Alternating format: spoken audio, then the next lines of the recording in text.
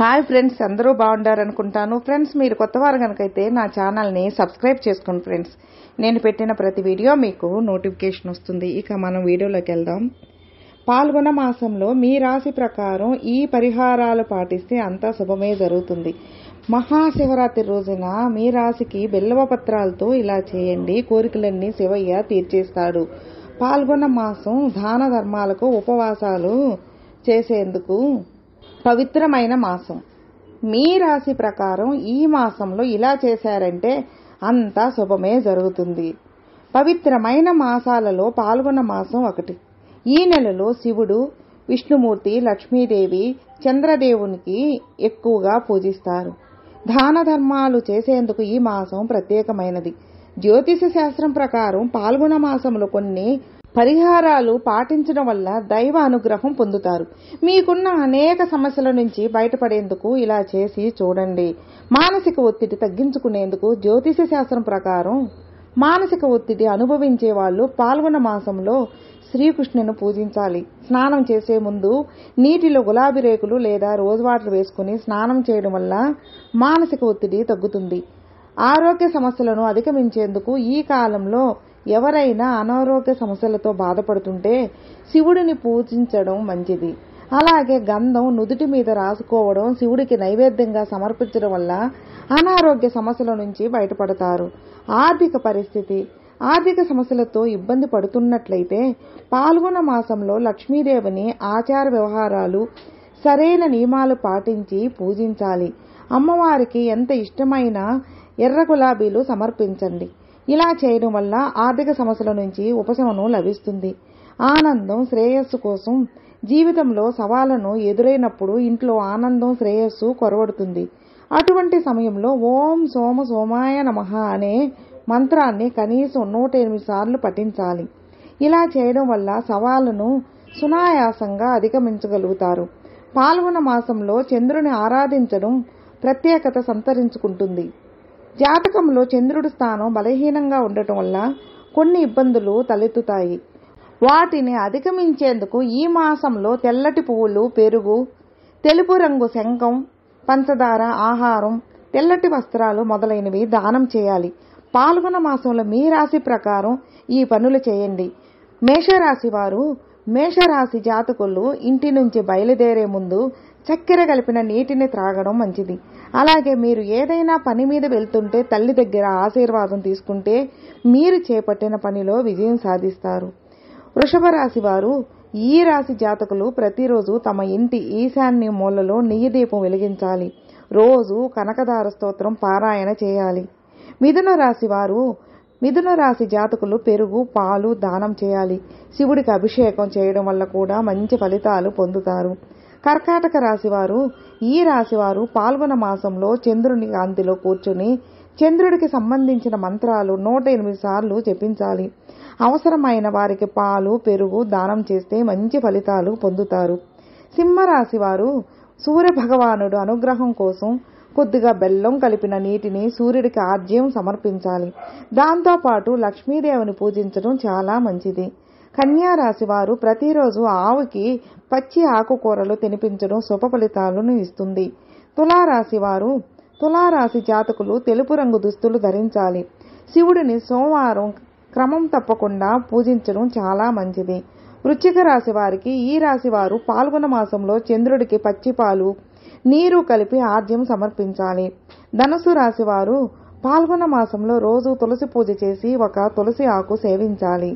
మకర రాశి వారు ఈ సమయంలో తన తల్లిని జాగ్రత్తగా చూసుకోవాలి. లక్ష్మీదేవికి ఎరుపు రంగు పూలతో పూజ చేయాలి. కుంభరాశి వారు ప్రతిరోజు శివుని ఆరాధించాలి. శివలింగానికి నీరు సమర్పించేటప్పుడు ఓం నమఃశివాయ అని జపించాలి. నిరుపేదలకు దానం చేయాలి. మీనరాశి వారికి తెల్ల చందనం, పాలు, పెరుగు వంటివి పేదలకు లేదా దేవాలయంలో దానం చేయడం వల్ల శుభ ఫలితాలు పొందుతారు. అలాగే నుదుటిపై తెల్లని తిలకం ధరించాలి. అలాగే ప్రతి ఒక్క రాశి వాళ్ళు మహాశివరాత్రి రోజున బిల్వపత్రాలతో ఇలా చేయండి. మీ కోరికలన్నీ శివయ్య తీర్చేస్తాడు. హిందూ శాస్త్రంలో జరుపుకునే అతి ముఖ్యమైన పండుగ మహాశివరాత్రి. ఆ రోజు శివుడికి ఇష్టమైన బిల్వపత్రాలతో ఇలా పూజిస్తే ఘోరమైన పాపాలన్నీ తొలగిపోతాయి, మీ కోరికలన్నీ తీరిపోతాయి. పాల్గొన మాసం కృష్ణపక్ష చతుర్దశి రోజున మహాశివరాత్రి జరుపుకుంటారు. హిందూ ధర్మశాస్త్రం ప్రకారం జరుపుకునే అతి పెద్ద పండుగలలో మహాశివరాత్రి ఒకటి. ఈ ఏడాది మార్చి 8వ తారీఖున మహాశివరాత్రి జరుపుకోనున్నారు. ఈరోజు శివుడిని భక్తి శ్రద్ధలతో పూజిస్తే శివయ్య అనుగ్రహం మనకు తప్పక లభిస్తుంది. జ్యోతిష శాస్త్రంలో కూడా ఈ పండుగకు గొప్ప ప్రాముఖ్యత ఉంది. శివుడికి ఎంతో ప్రీతికరమైనది బిల్వపత్రాలు. వీటిని మారేడు దళాలని కూడా అంటారు. విష్ణుమూర్తి అలంకార ప్రియుడు అయితే శివుడు అభిషేక ప్రియుడు.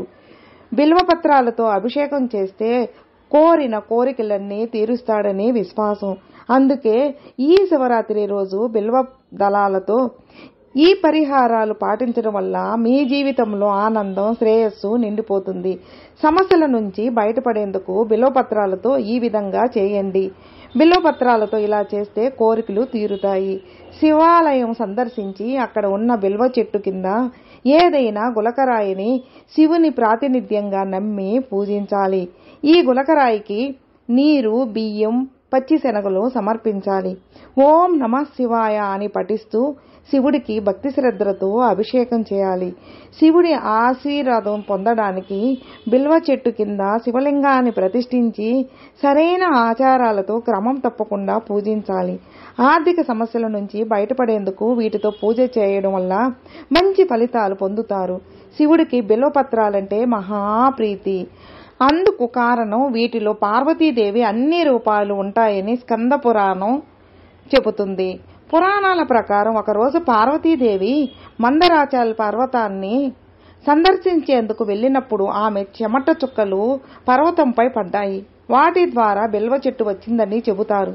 గిరిజాదేవి రూపంలో పత్ర చెట్టు వేరుతో ఉంటుందని, మహేశ్వరీదేవి రూపం నారతో ఉంటుందని, దక్షిణాయన దేవి రూపం కొమ్మలతో ఉందని, పార్వతీదేవి రూపం బిల్వపత్రాలలో ఉంటుందని భక్తులు విశ్వసించారు.